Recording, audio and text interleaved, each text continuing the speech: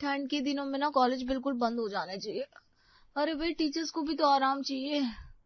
जब स्टूडेंट थी तब स्कूल कॉलेज जाने के लिए उठना पड़ता था, अब टीचर हूँ तो भी उठना पड़ता है। बेकार का सर दर्द है। कितने लोग हैं यहाँ जो नौकरी के लिए मारे मारे फिर रहे हैं, और एक तू है कि नौकरी होते हुए भी खुश नहीं है। जब मुंह खोलती है भिन भिनाती ही दिखती है। अरे ठीक है ना रोहन की माँ, अब सवेरे सवेरे आप शुरू मत हो जाइए। बस उठकर ही तो आई है निशा, नींद में बड़बड़ा रही है और कुछ नहीं। अब मुझे टॉप 100 न्यूज देखने दीजिए, चलिए। डैड इज राइट मम्मी, मैं नींद में बड़बड़ा रही हूँ क्योंकि मेरी नींद अभी पूरी नहीं हुई है और आज मेरा लेक्चर था भी नहीं। इतने शॉर्ट नोटिस में ये लोग कॉलेज बुला लेते हैं कि क्या करूं। यही अगर गवर्नमेंट कॉलेज की प्रोफेसर होती ना मैं, तो कोई टेंशन नहीं रहता। दिमाग की दही हो जाती है। घर में बैठे प्रोफेसर इन्हें सुहाते नहीं है। ये बोलते हुए निशा सेंटर टेबल पर रखे धर्मेश से चाय लेकर पहली चुस्की भरती है कि मनीषा उसके पास आकर उसके हाथ से कप ले लेती है। हो गया, चल अब खड़ी हो। बिस्तर से उठकर आई हो तो सोफे पर पसर गई। किस घर की लड़कियां 8 बजे उठती है, और यहाँ बेटियों का लोग 8 बजे तक सोना बर्दाश्त नहीं करते, तो भाई कौन अपनी बहू का 8 बजे तक सोना बर्दाश्त करेगा। 10 मिनट के अंदर तैयार हो जा और कॉलेज निकल चल। और मम्मी बहुत टाइम है ना अभी, बस स्कूटी का क्लच दबाया और ये मैं कॉलेज पहुंच गई। अच्छा। मनीषा अपनी बेटी के कमरे में जाती है और ड्रेसिंग टेबल के सामने पड़ी हुई स्कूटी की चाबी को उठाकर अपने बेटे रोहन को देती है। आज तू स्कूटी से स्कूल जा सकता है बेटा। सच में? I can't believe. Thank you mummy, love you. Nisha ना चाहते हुए भी अपने कमरे में जाती है और फौरन अपने चेहरे पर पानी मारकर कपड़े बदलकर कंघी करनी शुरू कर देती है। एक तो बस चलती है कॉलेज की, जो भी बस स्टॉपेज पर पहुंचने ही वाली होगी। आज नाश्ता भी नसीब नहीं होने देगी मम्मी मुझे। भागते दौड़ते निशा स्टॉपेज पर पहुंचती है। तुम आज फिर से? लगता है इस बार स्कूटी का क्लच काम नहीं किया होगा। नहीं नहीं, स्कूटी की तेल खत्म हो गई थी। कहीं उस तेल का नाम मम्मी की जुबान तो नहीं है? वही मुझे लगा पूरे 1 हफ्ते हो गए और आपके दर्शन नहीं हुए मैडम। अरे पता है ना तुम्हें, बस फिर। कसम से समझ में नहीं आता, तेरी मम्मी तेरे साथ इतना स्ट्रिक्ट बर्ताव क्यों करती है। मेरी मम्मी तो कहती है अपने मायके में अपनी लाइफ जी लो, पता नहीं ससुराल कैसा मिले। वही तो रोना है यार, ससुराल कैसा मिलेगा। समझ में नहीं आता, कभी कभी मैं अपने मायके में रहती हूँ या ससुराल में। पराए घर जाऊंगी, वहां सब कैसा होगा, इसको लेकर मम्मी मेरे पर इतना प्रेशर बनाती है ना, कभी कभी घर जाने का मन ही नहीं करता। समझ सकती हूँ मैं यार। चल मेरा स्टॉपेज आ गया। कॉलेज जाते ही निशा अपने घर पर हुए वाक्य को भूल जाती है और अपने स्टूडेंट की एक्स्ट्रा क्लासेस लेनी शुरू कर देती है। फाइनेंशियल अकाउंटिंग की क्लास चल रही होती है, तभी स्टूडेंट हेड क्लास में आता है। मैम, प्रिंसिपल सर ने आपको एक्स्ट्रा क्लासेस लेने के लिए कहा है। आई गेस अपनी ब्राइड में आप ये भूल रहे हैं कि आज मेरा कोई लेक्चर था ही नहीं, ये एक्स्ट्रा क्लासेस ही अरेंज की गई है। सॉरी टू इंटरप्ट मैम, मेरे कहने का मतलब है इन 2 लेक्चर्स के बाद एक और लेक्चर लेना है आपको। एक्स्ट्रा क्लासेस के लिए एचओडी सर को मैं ही मिलती हूँ क्या? घर बार नहीं है क्या मेरा? शादी हो गई है, परिवार संभालने का करके बाकी सारी फीमेल टीचर्स भाग जाती हैं और फंस जाती है निशा। घड़ी के कांटे जैसे थम गए थे, तीसरा लेक्चर खत्म ही नहीं हो रहा था। निशा का पेट भूख से गुड़गुड़ा रहा था। हे भगवान, ये बैल क्यों नहीं बज रही है? जल्दी से 15 मिनट ओवर हो और मैं भागू। निशा बेल बजने का वेट कर रही थी, तभी बेल बजती है। फाइनली इतनी जोरों की भूख लगी है, घर जाते ही मैं खाने पर टूट पड़ूंगी। निशा यूनिवर्सिटी के कंपाउंड के बाहर खड़ी रिक्शा को आवाज लगा रही थी, पर एक भी रिक्शा रुकने का नाम ही नहीं ले रही थी। तभी उसके पीछे से एक बाइक आकर उसके बाजू में खड़ी हो जाती है। निशा मैम, आपको अगर प्रॉब्लम ना हो तो मैं आपको लिफ्ट दे सकता हूँ। गिफ्ट? आपको समझ में आ रहा है क्या कह रहे हैं आप? एचओडी सर के पास कंप्लेंट कर दी ना मैंने, तो आपकी नौकरी पर बनाएगी। माना कि प्रोबेशन पीरियड पर हूं मैं, पर परमानेंट नौकरी वालों की नौकरी खा सकती हूँ। अरे मैडम, गिफ्ट नहीं, आपको रिक्शा नहीं मिल रही है ना, मैं भी उसी तरफ जा रहा था तो सोचा आपको लिफ्ट दे दूं। और कोई बात नहीं, किसी और दिन आप मुझे अपनी स्कूटी पर लिफ्ट दे दीजिएगा या इंटरनल टेस्ट की कॉपीज चेक करने में मेरी मदद कर दीजिएगा। सुबह से भूखी भूखी अगर मैं यहाँ खड़ी रिक्शे का इंतजार करती रही तो पता चला मुझे चक्कर आ गए। गौतम सर की इमेज इतनी बुरी भी नहीं है, ले लेती हूँ लिफ्ट, क्या ही हो जाएगा। गौतम और खुद के बीच एक डिस्टेंस रखकर निशा बाइक पर बैठ जाती है। ये आप यहाँ क्यों रुक गए? निशा मैम, आपको यहाँ से खुद जाना होगा। वो क्या है ना, मैं यहाँ फ्लैट में रहता हूँ तो खाना वाना ज्यादा बना नहीं पाता, इसी होटल में खाना खाता हूँ। अगर आप 10 मिनट रुक जाए तो मैं फटाफट खा लूँ, या एक काम करता हूँ, मैं खाना पैक करवा लेता हूँ, या फिर बताइए पहले आपको ड्रॉप करके आऊँ क्या? भूख तो मुझे भी बड़ी जोर की लग रही है। घर जाती ही मम्मी खाना देगी नहीं, कहेगी पहले फ्रेश हो जाओ, ऊपर से आज बेडशीट भी धोना है। इफ यू डोंट माइंड, क्या मैं भी आपको कंपनी दे सकती हूँ? मतलब आपने मुझे लिफ्ट दी है तो इतना तो मैं आपके लिए कर ही सकती हूँ। खाने की दीवानी निशा पेट भर के खाना खा लेती है, फिर गौतम उसे घर ड्रॉप कर देता है। जैसे ही निशा अपने घर के दरवाजे से अंदर आती है, उसके पापा और मम्मी दीवार बनकर उसके सामने खड़े हो जाते हैं। पूछिए इससे किसके साथ थी ये? वो तो रेशमा ने मुझे कॉल करके बता दिया इसके करतूत का। मुझे तो विश्वास ही नहीं होता अगर मैंने वीडियो कॉल पर इसे उस सफेद चमड़ी के लड़के के साथ ना देखा होता। अरे भाई, कोई तो बता दे हमें, शादी कर देंगे, क्यों हमारी इज्जत उतारने में लगी हुई है? कौन था वो लड़का? क्या घर पर खाना नहीं मिलता तुम्हें, या तुम्हारी सहेलियां कम पड़ गई थी? अच्छा, तुम्हारी माँ तुमसे रोटियां बनवाती है ना, वही पसंद नहीं आया होगा तुम्हें। ससुराल में अगर सास ने कह दिया काम करने को तो फिर तुम रोज रेस्टोरेंट जाकर खाना खाने बैठ जाओगी क्या? और वहां अगर किसी ने तुम्हें किसी और मर्द के साथ देख लिया तो पता है कैसा इल्जाम लगेगा तुम पर। ये बहस चली रही थी कि तभी गौतम अंदर आता है। सॉरी निशा, मुझे तुम्हारे फैमिली मैटर में नहीं बोलना चाहिए, पर मेरा फोन शायद तुम्हारे पर्स में रह गया है और तुम्हारा फोन मेरे पास आ गया, वही रिटर्न करने आ रहा था और ये सब मैंने सुन लिया। नमस्ते अंकल जी, मेरा नाम गौतम है, हम दोनों एक ही कॉलेज में पढ़ते हैं और वैसे हमारे बीच में कुछ भी नहीं है। आज रिक्शा ना मिलने के कारण मैंने निशा को लिफ्ट दी थी बस। पर अगर आपको लगता है कि मेरे साथ लंच करना उसे बदनाम कर सकता है तो आप मेरे साथ उसकी शादी कर दीजिए। पीएचडी हूँ, डॉक्टरेट की डिग्री है मेरे पास, सैलरी 1.5 लाख रुपए है। अभी पिछले महीने गवर्नमेंट कॉलेज में मेरा सिलेक्शन हो गया है, 20 दिनों बाद ज्वाइनिंग है मेरी होम सिटी में। तो अगर आप अपनी बेटी को विदा करना चाहे तो बताइए। मनीषा तो जैसे निशा को विदा करने के लिए मर ही रही थी। गौतम के घर वालों से मिलकर दोनों परिवार शादी के लिए मान जाते हैं और रिश्ता पक्का हो जाता है। बहू बनकर निशा गौतम के घर आ जाती है। सभी के सामने नाश्ता परोसा जाता है।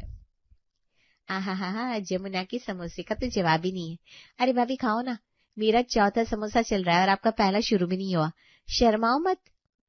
आप बेटी हो, मैं बहू। तो बहू क्यों शर्माएंगी? सब अपने समोसे रखो, जब तक मेरी बहू समोसे खाना शुरू नहीं करती कोई समोसे नहीं खाएगा। हाँ, मम्मी तो कहती थी कि ससुराल में सभी के खाने के बाद बहू को बचा कुचा खाने के लिए दिया जाता है। बहू का पहले खा लेना मतलब कलिश, पर यहाँ तो सामने से बोला जा रहा है। निशा फटाक से एक समोसा उठाती है और धब से खा लेती है। हल्के फुल्के नाश्ते के बाद निशा अपनी सास से पूछती है, सारी रस्में हो गई क्या मम्मी जी, या और कुछ बाकी है? वो चेहरे पर बाल आ रहा है ना, कंघी कर सकती हो क्या? ये क्या हाथ लग गया भैया आपके? कंघी पूछकर कौन करता है भाभी? कॉलेज में तो तुम बड़ी बेधड़क थी, फिर यहाँ क्या हो गया ये? नहीं मतलब मैंने सोचा, तो फिर मैं लहंगा भी बदल सकती हूँ क्या मम्मी जी? अरे बेटा, तुम इतनी डर कर क्यों बात कर रही हो मुझसे?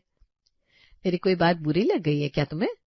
नहीं मम्मी जी, वो क्या है ना कि मुझे आइडिया नहीं था। कुछ घरों में फेरे वाले लहंगे को पहनकर सोया नहीं जाता और कुछ घरों में बदला नहीं जाता, तो सोचा आपसे पूछ लूं, गलती नहीं होनी चाहिए ना। अरे तू तो दादी जैसी बात ही करती है।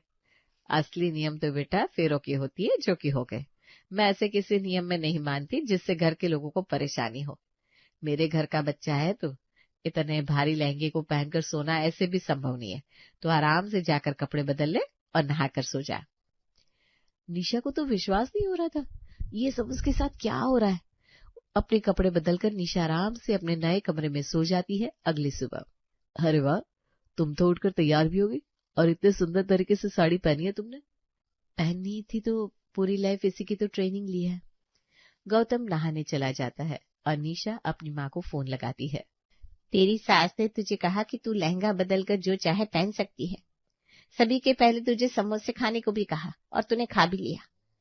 हे भगवान, तू समझ भी रही है ये तूने क्या किया? आपने तो कहा था मम्मी, जो भी करना अपनी सास से पूछ कर करना, तो उन्होंने कहा खाने को, तो मैंने खा लिया। और ये बातें ऐसी भी तो नहीं है ना कि मम्मी जी ने मुझे अलग जाकर कही हो, सबने सुना भी और मेरी ननद ने तो मुझे सपोर्ट भी किया।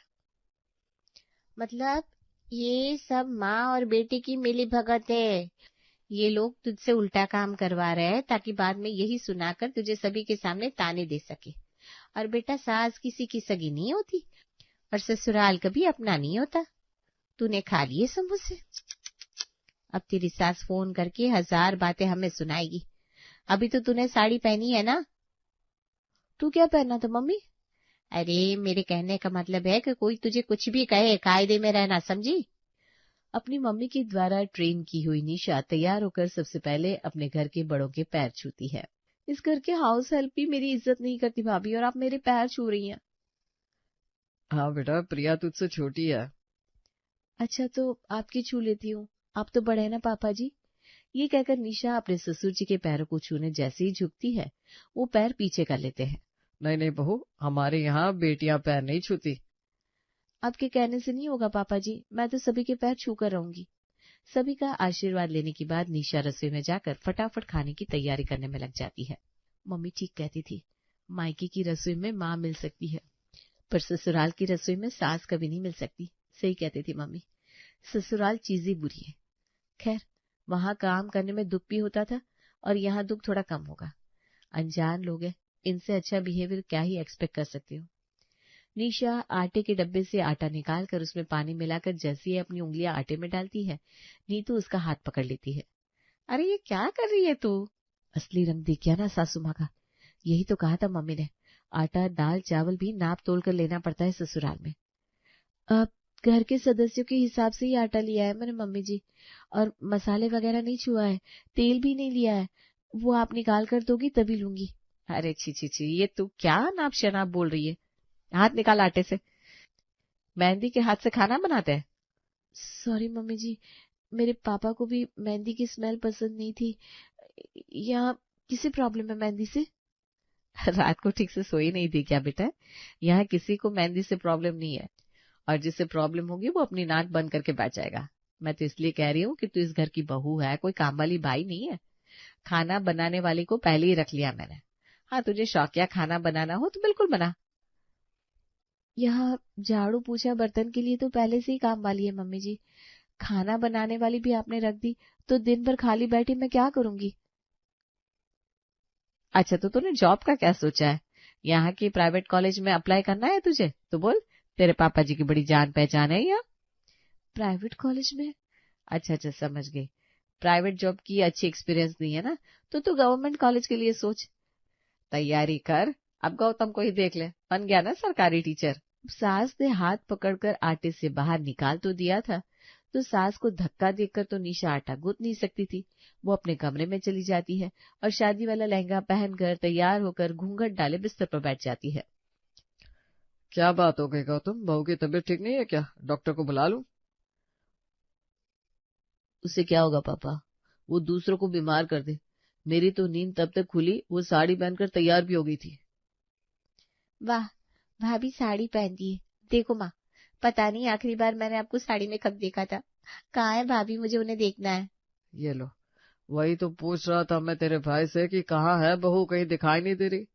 फोन कर प्रिया, तो आस पड़ोस में गई होगी। ये किस भ्रम में रह रहे हैं आप? निशा का बस चले तो साड़ी की पटली भी मुझसे पूछ कर बनाए। घर से बाहर तो पैर भी नहीं रखने वाली वो। मैं छत पर जाकर देखती हूँ। प्रिया, तू बालकनी में देख, गौतम तू कमरे में देख। मैं यही हॉल में बैठता हूँ, हो सकता है बहू बाहर से आ जाए। गौतम जैसे ही कमरे में पहुंचता है तो जोर से उसकी चीख निकल जाती है। क्या हो गया गौतम, तुम चीखे क्यों? ये लो मम्मी, यहाँ है भाभी, दुल्हनिया बनी बैठी है। लगता है रात को भैया ने घूंघट उठाया नहीं था। ससुराल है, घूंघट उठा रहा हूँ मैं। ये रस्म सही से हुई नहीं होगी, है ना भैया? और तू क्या दरवाजे पर जाकर खड़ी हो गई? इधर आ मेरे पास। बहू, तेरी सास, मैं और तेरी ननद जरा बाहर घूम कर आते हैं, तो आराम से घर पर रहे। 1 मिनट पापा जी, आप लोग मुझसे नाराज होकर घर छोड़कर जा रहे हैं क्या? मैं ये गौतम जी के लिए तैयार नहीं हुई थी, मुझे लगा आज मुंह दिखाई की रस्म होगी। निशा की घबराहट को अब नीतू बर्दाश्त नहीं कर पाती और सभी के सामने उससे सवाल करती है। तू बता बहू मुझे, तुझे क्यों परफेक्ट बहू बनना है, जबकि इसका कोई डेफिनेशन होता ही नहीं। खुद पर प्रेशर बनाने पर क्यों तुली हुई है तू? गौतम ने कुछ कहा क्या तुझसे? मेरी कसम बता बेटा। ससुराल में बहू बहू होती है और बहू और बेटी में बहुत फर्क होता है मम्मी जी। वो फर्क टूट ना जाए इसी कोशिश में हूं मैं नहीं चाहती मेरी किसी गलती के कारण मेरी फैमिली की इंसल्ट हो। और तुम्हारी फैमिली हम है, तुम अपसेट रहोगी तो हम भी तो दुखी रहेंगे ना बेटा।